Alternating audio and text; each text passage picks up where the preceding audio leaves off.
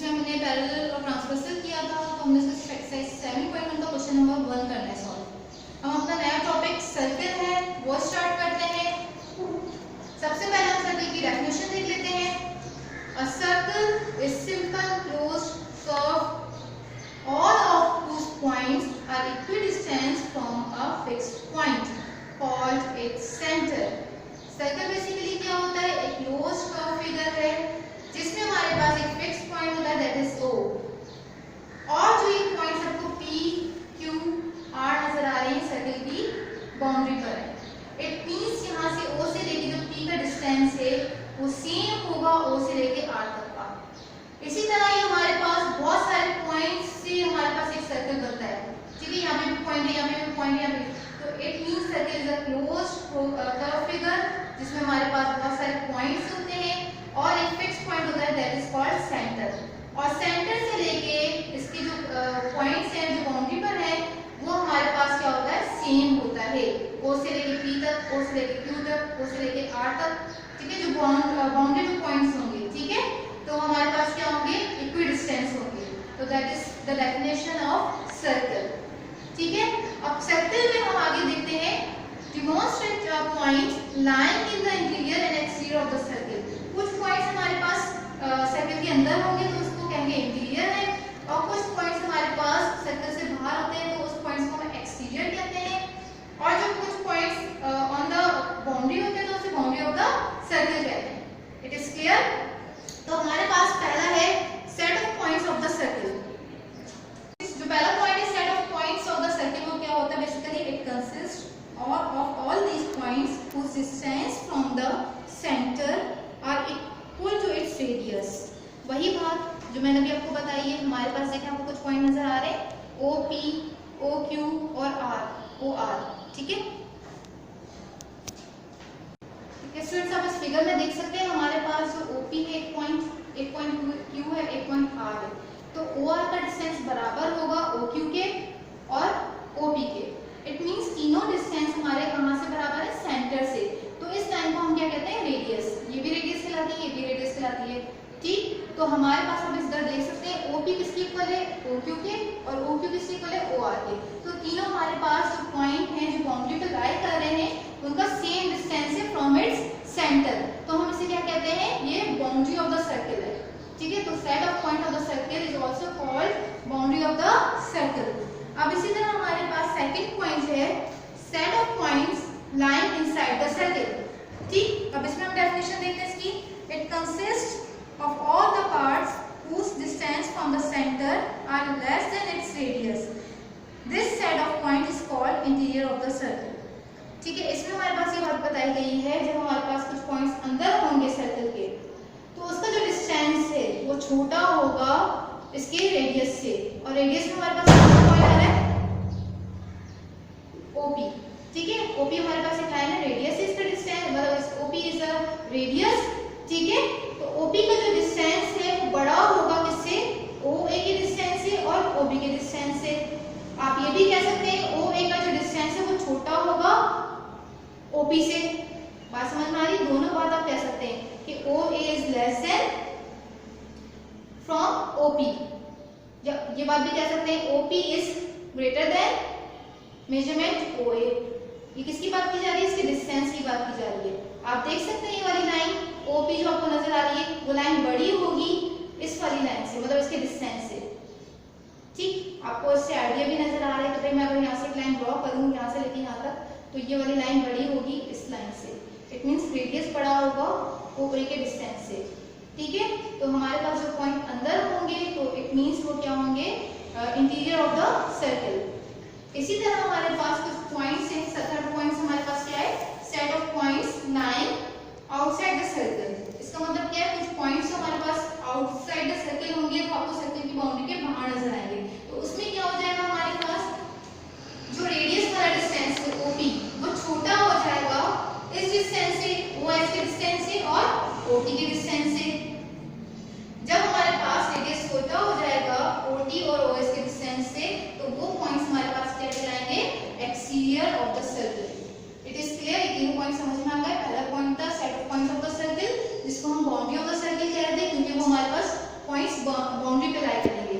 दूसरी में हमने बात की थी set of points line inside the circle, जो पॉइंट्स सर्कल के अंदर लाई करेंगे या जिनका रेडियस बड़ा होगा, उसके दूसरे पॉइंट के डिस्टेंस से रेडियस बड़ा हो जाएगा, उसे हम कहेंगे इंटीरियर ऑफ द सर्कल। और जिसमें हमारे पास रेडियस छोटा हो जाएगा, ठीक है, डिस्टेंस पॉइंट से, तो उसे हम क्या कहेंगे एक्सटीरियर ऑफ द सर्कल। ठीक, अब हम अपने नेक्स्ट टॉपिक की तरफ आते हैं। फ्रेंड्स, हमारे पास सब है terms of the circle. Circle के कुछ टर्म्स हैं आपके पास यहाँ पे लिखी हुई नजर आ रही है आपको 7 टर्म्स। पहली टर्म कौन सी? Arc, second chord, third secant, fourth tangent, fifth sector, sixth concentric point and seventh is concentric circle. तो हम वन बाय वन इसको डिस्कस कर लेते हैं। तो व्हाट इज एनी पोर्शन और part of boundary of a circle is called arc. Arc क्या होता है? सिंपल, हमारे पास जब भी हम सर्कल ड्रॉ करते हैं विद कंपास यूज किया जाता है, तो कंपास से जैसे ही आप ड्रॉ करते हैं तो हमारे पास वो क्या डलती है? आर्क डलती है। ठीक है, तो हमारे पास एक सेंटर होता है। सेंटर हम जब एक फिक्स पॉइंट होता है, आपको पता है कंपास की निब उस पे होती है, और देन जो पेंसिल वाला साइड है आप उधर से सर्कल ड्रॉ करते हैं। तो आप इधर देखें, आपके पास कुछ पॉइंट्स लिखे हुए नजर आ रहे हैं सर्कल के ऊपर। तो हमारे पास यहाँ पे कुछ आर्क है, जैसे ए बी हो गई, ए सी बी हो गई। अब आपको पता है कि पूरा एक कंप्लीट सर्कल है, तो इसमें हमारे पास दो आर्क से मिलके बनेगा। जैसे एक ए बी एक आर्क हो गई, और दूसरी आर्क जो बनेगी वो कौन सी होगी? ए सी बी, ये वाली, यहाँ से लेके यहाँ तक। ठीक है, तो एक कंप्लीट सर्कल बन जाएगा। तो ए बी जो है वो हमारे पास क्या है? एक माइनर आर्क है, और ए सी बी जो यहाँ से लेके यहाँ तक है वो एक मेजर आर्क है। ठीक है, तो आर्क हमारे सिंपल क्या है? पोर्शन और पार्ट ऑफ द सर्कल। ठीक है, इतना हिस्सा यहाँ से लेके यहाँ तक का हिस्सा क्या है? आर्क कहलाता है। ठीक है, सेकंड हमारा क्या है? कॉर्ड।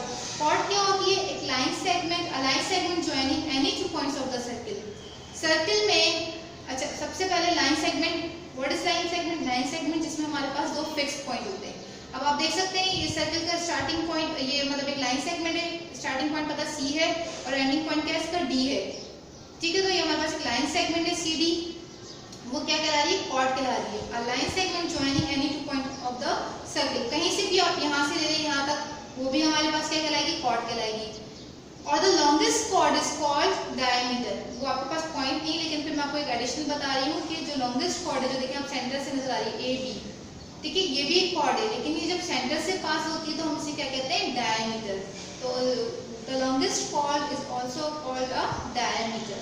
सही, ई एफ भी हमारे पास क्या है? एक कॉर्ड है। क्यों? क्योंकि एक लाइन सेगमेंट है, इसके दोनों फिक्स पॉइंट मुझे पता है। ठीक, नाउ हम थर्ड पॉइंट पे आते हैं, दैट इज सीकेंट। सीकेंट क्या होती है? एक लाइन होती है। लाइन सेगमेंट और लाइन में फर्क है।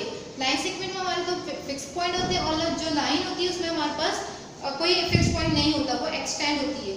तो a line which intersect the circle at any two points of its circle, any two of its points. इसमें कह रहा है कि हमारे पास जो लाइन है वो क्या कर रही है? इंटरसेक्ट कर रही है। जाहिर सी बात है इसके एक्सटेंडिंग पॉइंट है, तो वो जाहिर से यहाँ से भी निकल जाएगी और यहाँ से भी, तो सर्कल को क्या करेगी? इंटरसेक्ट करेगी, काटेगी। कौन से पॉइंट पे? एस पे और टी पे। तो ये हमारे पास क्या होती है? सीकेंट होती है। सीकेंट और कॉर्ड में सिर्फ यही फर्क है कि chord is a line segment और secant is a line. Tangent क्या है? अ लाइन सेगमेंट और ray is called a tangent to a circle. कब कहलाएगी वो tangent? if it intersect the circle at one and only one point। वो कह रहा है टेंजेंट कब होता है? जब वो लाइन सर्कल के किसी एक पॉइंट से पास कर रही हो। ठीक, जैसे मैंने यहाँ पे एक ए बी एक लाइन बनाई है, वो एक पॉइंट से पास होती हुई जा रही है, वो हमारे पास क्या कह रही है? लाइन, जो सर्कल के किसी एक पॉइंट से पास होती हुई जा रही है, तो उसे हम क्या कह रहे हैं? टेंजेंट। मतलब ए बी इज टेंजेंट। ठीक है, और कौन से पॉइंट से पास होती हुई जा रही है? That is P point. और आप ये देखें कि हमारे पास जो रेडियस है ओपी, वो हमेशा परपेंडिकुलर होगा टेंजेंट पे। तो टेंजेंट हमारे पास रे भी हो सकती है, लाइन सेगमेंट भी हो सकती है और लाइन भी हो सकती है। अगर आप इधर देखें, मैंने ए बी, ये लाइन है, अगर मैं इधर से लेके यहाँ तक इसको रिमूव कर दूंगी यहाँ से यहाँ तक, तो ये मेरे पास रे बन जाएगी।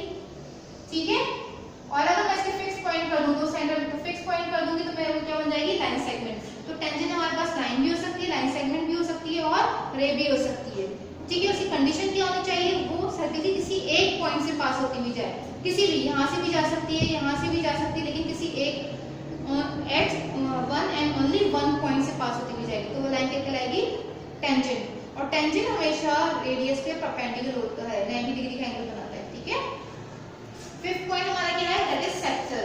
सेक्टर क्या होता है, a portion of a circular region bounded by two radial segment and an arc. हमारे पास आपने देखा होगा जैसे like a piece of cake, हम क्या करते हैं, केक हमारे पास होता है और उसको हम ऐसे इस तरह ही कट करते हैं पीस निकालने के लिए।